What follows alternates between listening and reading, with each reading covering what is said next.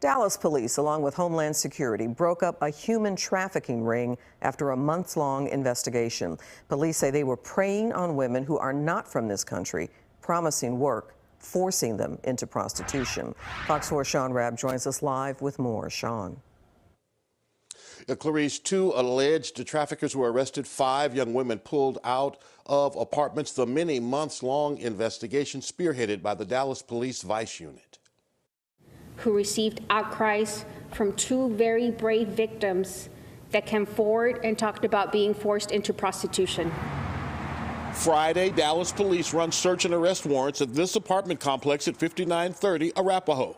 2 women, Arely Lopez Guzman and Fabiola Cardenas, arrested on compelling prostitution, trafficking persons charges, and more. Lopez Guzman's bonded out of jail. Cardenas is on an immigration hold. 5 women were rescued in 3 locations, not U.S. citizens, women duped into prostitution. There are people out there that will take advantage of those that are the most vulnerable, those that have food insecurities, housing insecurities. There are people out there looking for jobs, and people will take advantage of that. So they were lured through social media for a job. And they get caught up with a group that, begins by giving them attention and making them feel valued. And over time, that relationship turns and that person winds up on the weak side of a power structure. Dr. Timothy Bray is director of the UT Dallas Institute for Urban Policy Research, working with Dallas police to identify what leads to human trafficking. So it's not just a policing problem, and it's not just a courts problem.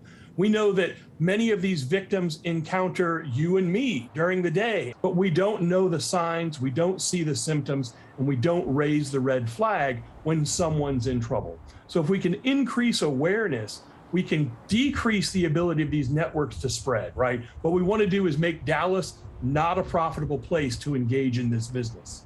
But for the bravery of the victims to reach out for help, they'd likely still be held, trafficked to strangers for unwanted sex.